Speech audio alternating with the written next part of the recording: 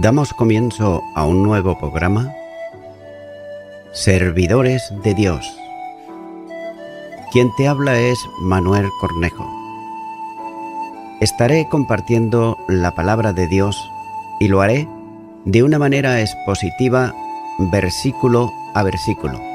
Y en esta ocasión será en el Evangelio de Juan, capítulo 10 y versículo 21, donde dice: Decían otros: estas palabras no son de endemoniado. ¿Puede acaso el demonio abrir los ojos de los ciegos? Nótese a quienes acusaban a Jesús de locura o de ser un endemoniado, otros no tanto argumentaban lo contrario, ya que ningún endemoniado hacía aquellos milagros. Es más, el demonio más bien dejaría ciego a un hombre, que lo libraría de su cadena de enfermedad. Construida con la partícula de negación, la pregunta retórica no admite más respuesta que la negativa. Las palabras de Jesús habían impresionado a estos, tal vez pocos, pero no podían admitir que aquello procedía de un loco o de un endemoniado. Pero no obstante, no planteaban una abierta defensa de Jesús, simplemente contradecían a los que eran más radicales, es decir, hacen notar la inconsistencia de la acusación, pero por otro lado no procuran demostrar quién era realmente Jesús. Continúa ahora con el versículo 22, donde dice: Celébrase en Jerusalén las fiestas de la dedicación. Era invierno. Un intervalo de tiempo bastante largo hay entre las últimas palabras del versículo anterior y este actual, ya que posiblemente hayan transcurrido unos 3 meses entre ambos. Y no se dice qué fue lo que hizo Jesús en ese tiempo, ni en dónde estuvo. Pero a la luz del Evangelio se traslada el relato del tiempo de la llamada fiesta de la dedicación. Posiblemente, Jesús pasó el tiempo antes indicado en Judea. Todo esto hace suponer que estuvo en las proximidades de Jerusalén durante ese tiempo. Algunos, sin embargo, suponen que volvió al lugar donde Juan el Bautista y estuvo allí por un tiempo. Y otros lo hacen regresar desde Galilea. Simplemente, cualquiera de estas no dejan de ser más que meras suposiciones que no tienen base bíblica alguna. Por tanto, es preciso observar que Jesús está presentándose sin ocultar lo que realmente era. Por otro lado, la gente de su entorno tenía la necesidad de posicionarse en relación con él, ya que todos debían entender la relación única de Jesús con el Padre. Y esto produce una necesaria, aunque triste, división entre quienes aceptan quién es Jesús y, por otro lado, aquellos que le niegan. La llamada fiesta de la dedicación conmemoraba la dedicación del templo de Judas Macabeo en el año 165 a.C. y santificándolo nuevamente luego de que Antíoco Epifanes lo profanara cuando ofreció en él un sacrificio a Júpiter en el altar dedicado a los sacrificios en el templo de Dios. Los judíos entendían que aquello había sido una liberación sobre sus enemigos que provenía de Dios mismo y que, en medio de una situación político-social contraria a toda esperanza que ellos tenían. Por tanto, Dios había intervenido para que su nombre fuese adorado en la ciudad que había escogido para sí. Por tanto, la fiesta era una manifestación de reconocimiento a Dios por su protección. También a esta misma fiesta se le llama la fiesta de las luces, de la que escribe el historiador Josefo, y en la que se encendían las luces en las casas y en las sinagogas, como expresión de alegría, llevándose en las manos palmas y ramas verdes. En esos días se cantaban también los salmos de Ayel, propios del tiempo de la Pascua, como así muestra el Salmo 113 y el Salmo 118. Y en esa ocasión se mencionan las obras que ponen de manifiesto la realidad de que Jesús era el Mesías, tal como dice el versículo 25. Y una de ellas es que puede dar vida eterna a sus ovejas, versículo 28. Pero sin embargo, una de las afirmaciones más contradictorias vuelve a ser la referencia a su unidad con el Padre, versículo 30. Ya que no se manifiesta solo como el enviado del Padre, sino que hace fuerza en el ministerio redentor que le había sido encomendado, como dice el versículo 36.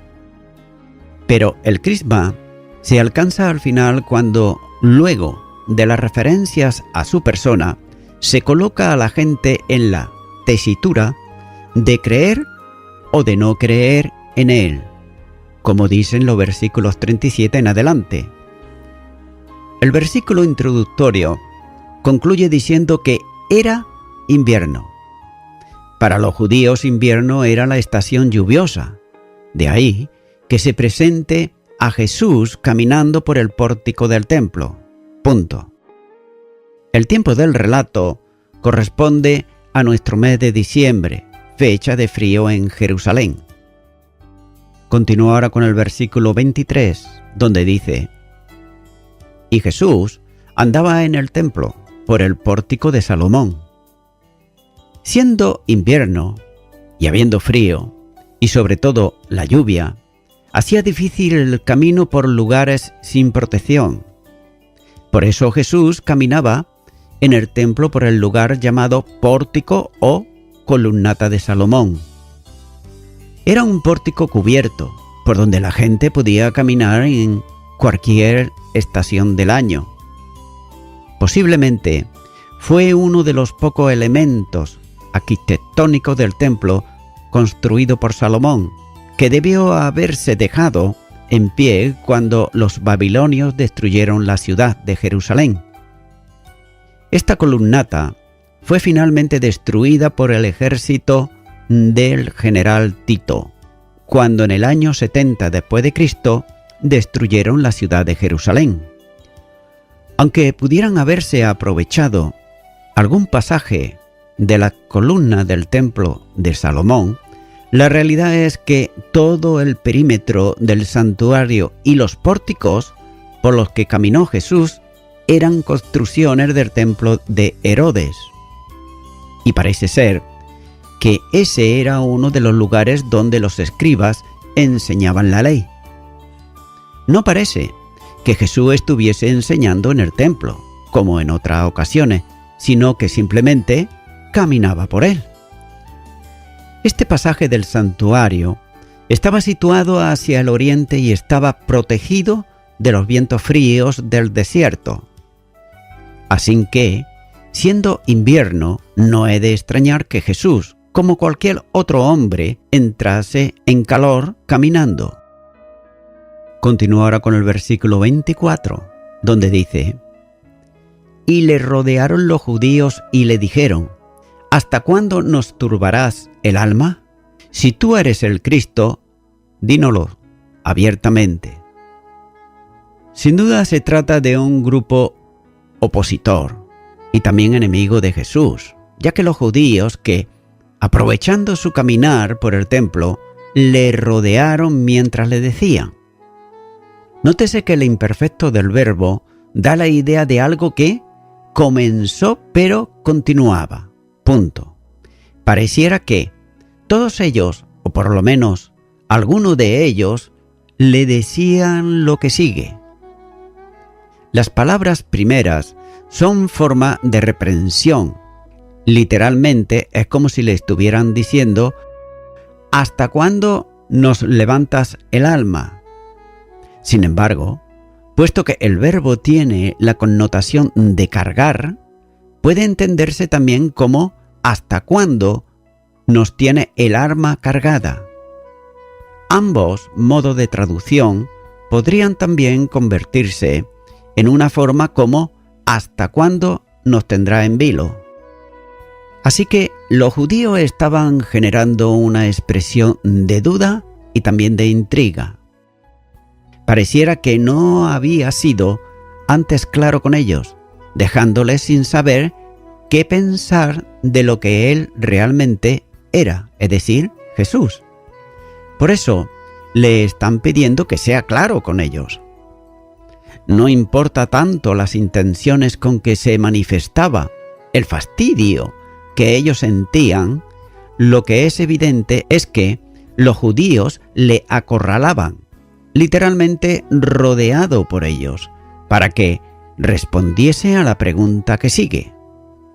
Pero también nótese por otro lado que realmente no estaban interesados por la verdad, sino por la respuesta que Jesús daría y que podía beneficiar sus intereses y sustentar sus planes.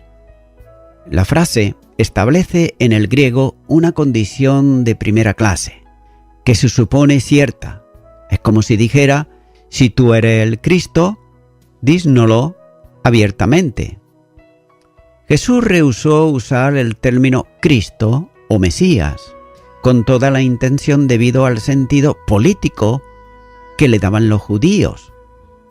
Las gentes en Galilea, luego de la multiplicación de los panes, procuraron hacerlo rey.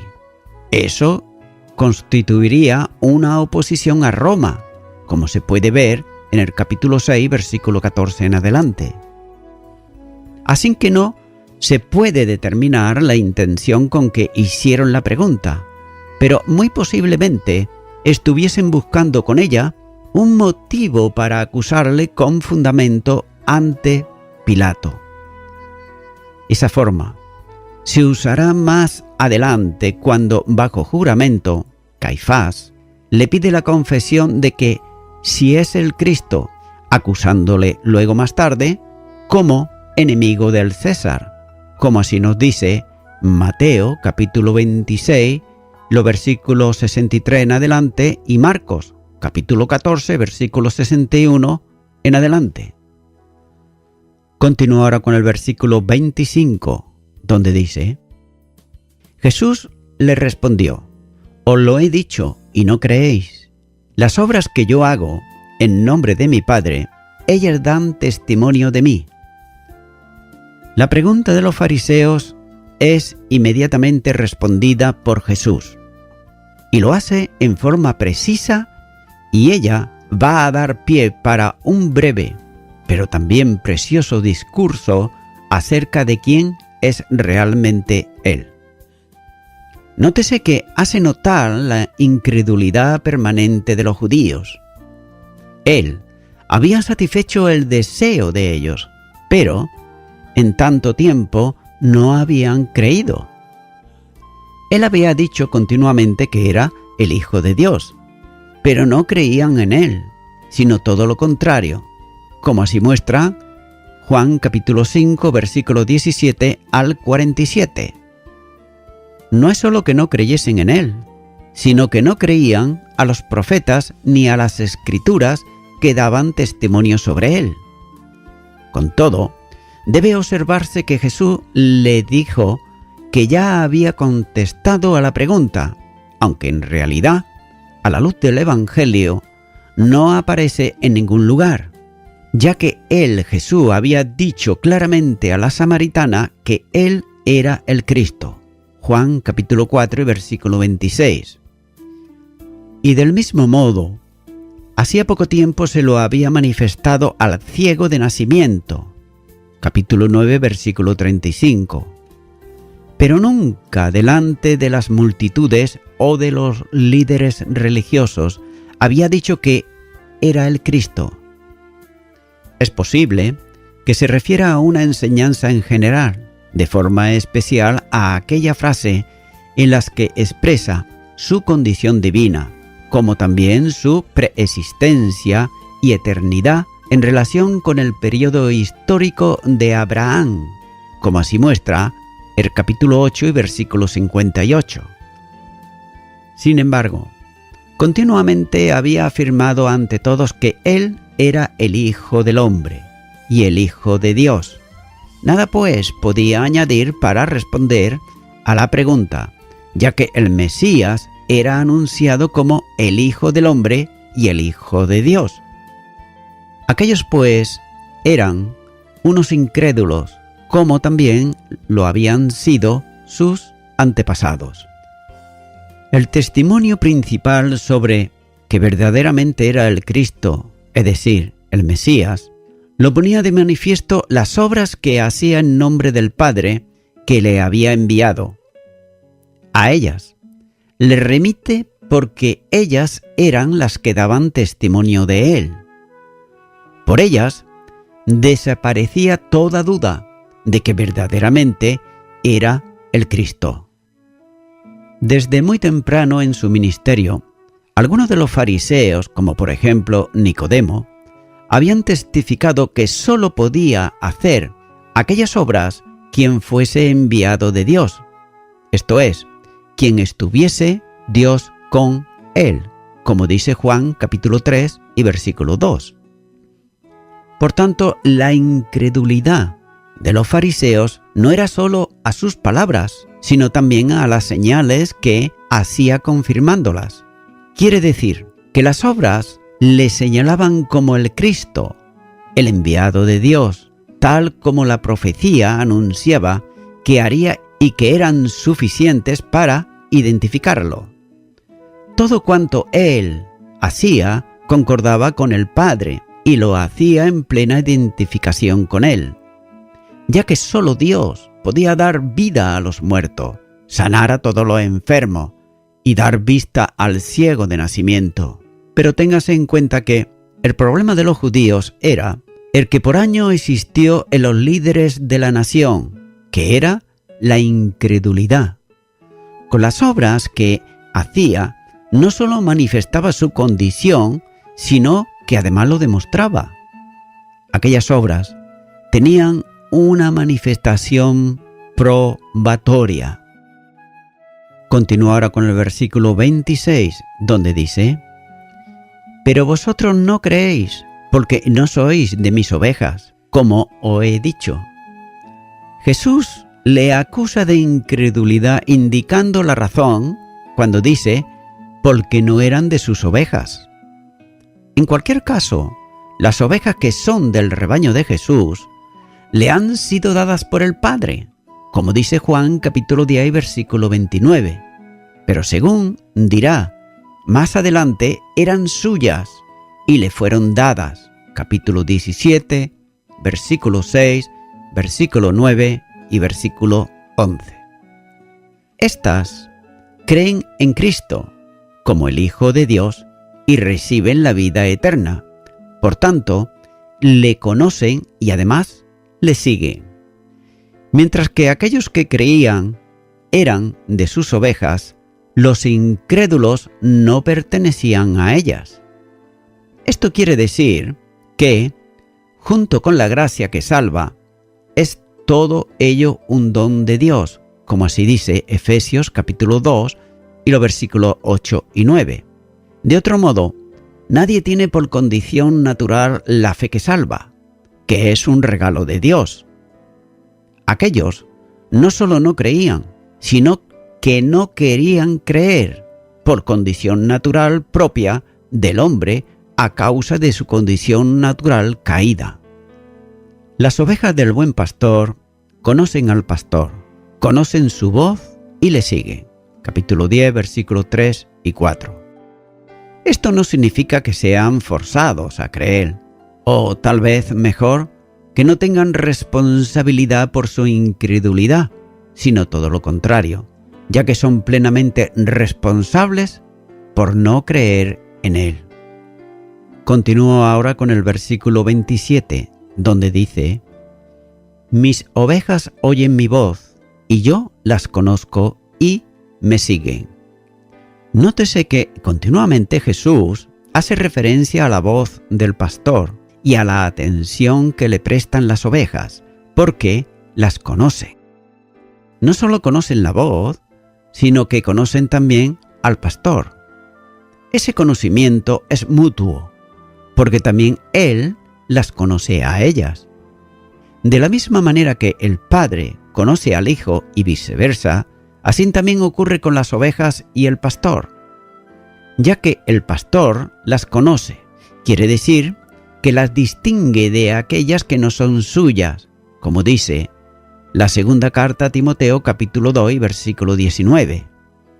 Las ovejas le siguen, no solo como rebaño, sino también individualmente, puesto que el cuidado del pastor y el llamamiento es individual. De manera que, porque existe ese conocimiento mutuo, el pastor va delante y las ovejas le siguen como algo natural. No es un seguimiento puntual o ocasional, sino que es un seguimiento continuo y además habitual. Además, las ovejas oyen la voz cuando han sido sacadas del redil donde estaban, yendo el Señor delante de ellas, como dice el versículo 3 y versículo 4. Este mutuo conocimiento vivencial es la consecuencia fundamental para entender lo que sigue. Continúo ahora con el versículo 28, donde dice: Y yo les doy vida eterna, y no perecerán jamás, ni nadie las arrebatará de mi mano. Comienza diciendo este versículo: les doy. Aquí y ahora, al igual que en el futuro, esa vida que tiene sus raíces en Dios y que pertenece al futuro, el reino de gloria. Al reino de gloria. En principio, esa vida pasa a ser posesión de ellas, incluso antes de que lleguen al cielo. Esa vida es la salvación plena y además gratuita, y se manifiesta en la comunión con Dios y también con Cristo. Capítulo 17, versículo 3. En el compartir el amor de Dios. Capítulo 5, versículo 43. En tener la paz del Señor. Capítulo 16, versículo 33. En tener también su gozo. Capítulo 17, versículo 13. En consecuencia, difiere en calidad de la vida que caracteriza a la era actual, ya que es el extremo opuesto, y ese extremo nunca se acaba. La base de la salvación del hombre descansa siempre en Dios y no en el hombre. Este punto no lo captan los que enseñan que el hombre puede, después de todo, librarse del poder de Dios. Continúa ahora con el versículo 29, donde dice: Mi Padre me las dio, es mayor que todos, y nadie las puede arrebatar de la mano de mi Padre. Las ovejas del rebaño del buen pastor tienen el complemento de seguridad procedente del Padre. Nótese que la mano del Hijo es la de la sustentación, de modo que ninguna de ellas puede deslizarse de esa mano, ni nadie puede arrebatar por la fuerza a ninguna de ellas.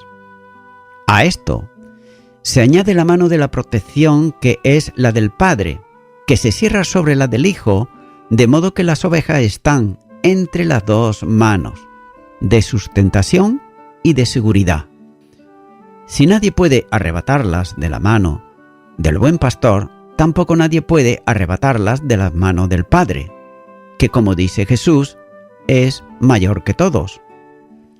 Por otro lado, algunos entienden que la primera frase, el Padre que me ha dado es mayor que todo, puede entenderse no como refiriéndose a la grandeza suprema del Padre, sino que para el pastor lo más grande es el rebaño que le fue dado, traducido como lo que mi Padre me dio es mayor que todo. Esto significaría que el rebaño es lo mayor que el buen pastor tiene y que lo ha recibido del Padre. Es por eso que por esta razón lo ha de cuidar y hacerlo hasta el fin. Sin embargo, debe de entenderse que el contexto está vinculado con la seguridad de salvación, de modo que tanto el Hijo que lo recibe como el Padre que le da hacen que nada del rebaño pueda perderse jamás. Nada. Deben de temer las ovejas que están bajo la protección del Padre y del Hijo. Con todo, los dos adjetivos todo y mayor son neutros, que indican totalidad y que pueden traducirse como mayor que todas las cosas, de modo que la fortaleza del Padre impide que nada ni nadie pueda arrebatarlas ni una sola oveja del rebaño. Está dando idea de que el Padre es supremo, sobre todos y sobre todas las cosas. Es la grandeza del Padre y no de las ovejas, la gloriosa seguridad de salvación, siempre y cuando las ovejas sean fieles al Señor. Nadie puede arrebatarlas de las manos del Hijo, ni tampoco de las del Padre. Ambas están empeñadas en mantener la seguridad de salvación. Entiéndase, y lo repito otra vez, siempre y cuando la oveja sea fiel al Señor. La enseñanza bíblica general sobre la seguridad de salvación en el Evangelio, en relación con la operación del Padre y del Hijo, es evidente. Anteriormente Jesús se refirió a lo que había establecido con el Padre, que de todo cuanto Él le dé, no pierda nada, sino que lo resucite todo en el día postrero, capítulo 6, versículo 39. Por tanto, el Salvador está empeñado con su omnipotencia en la custodia firme de todos los suyos que serán resucitados en el día final, siempre y cuando, repito, sean fieles al Señor. Esta operación divina del Hijo garantiza la seguridad de salvación para todo aquel que crea. Por otro lado, el Padre está empeñado también en asegurar que nadie caiga de la gracia. Pero téngase en cuenta que Dios respeta siempre nuestro libre albedrío. Así que, si el hombre, por su propia voluntad, decide volver a la vida anterior, Dios no lo va a amarrar, Dios no lo va a sujetar. Pero debe de tenerse en cuenta que todo el esfuerzo lo hará siempre el Padre, lo hará siempre el Hijo, para que esa oveja vuelva de nuevo a su redil. Y voy concluyendo ya con esto. Como acabo de leer, dice, nadie las puede arrebatar. Este nadie, piénsese en el lobo del capítulo 10, versículo 12. Debe entenderse en un sentido absoluto, es decir, ni Satanás, ni el hábil falso profeta, ni el poderoso perseguidor, ni nadie más podrán nunca arrebatar de la mano del Padre ninguna oveja del rebaño. Amigo y amiga oyente, no existe otro pasaje en el Antiguo Testamento o en el Nuevo Testamento que afirme con tanta fuerza la seguridad absoluta y eterna que goza cada cristiano y cada cristiana que realmente han nacido del Espíritu. Nota que dije cada cristiano y cada cristiana verdadero, que han experimentado el nuevo nacimiento en Cristo Jesús. Esto quiere decir que todo aquel o toda aquella que ha experimentado este nacimiento está en Cristo y es de Él. Es por eso que, estimado y estimada oyente, si tú aún no eres cristiano o no eres cristiana, tal vez no eres verdadero o verdadera, tal vez no estás comprometido con el Señor totalmente, ahora, yo te puedo invitar a que ores conmigo una oración de fe para recibir a Jesucristo en tu corazón como tu único y suficiente Salvador. Si tú quieres estar en la seguridad del rebaño de Jesús, ora conmigo y repite: Señor Jesús, hasta ahora no he sido totalmente un cristiano, una cristiana entregada a ti. A lo demás, he demostrado que sí lo era, pero en realidad no lo he sido nunca. Por esta razón, ahora yo te pido perdón por todos mis delitos, por todos mis pecados. Me arrepiento de ellos y te recibo en mi corazón como mi único y suficiente Salvador. En el nombre de Jesús. Amén. Amigo y amiga oyente, si tú has hecho esta oración de corazón, te recomiendo que comiences a orar a Dios, en primer lugar, en el nombre del Señor Jesucristo. Orar a Dios no es rezar, sino que es hablar con una persona. También te recomiendo que leas la palabra de Dios y lo hagas a diario. Comienza, por ejemplo, con el Nuevo Testamento. Y también, por último, te recomiendo que para que puedas crecer espiritualmente, te congregues en una iglesia cristiano-evangélica, donde se predique, se enseñe y se practique la sana doctrina y la palabra de Dios. Congrégate ahí y con el tiempo podrás crecer espiritualmente y también servir al Señor Jesucristo. Que Dios te bendiga. Y a toda la audiencia, nuevamente ya me estoy despidiendo de todos ustedes y será hasta el próximo programa. Que Dios os bendiga a todos.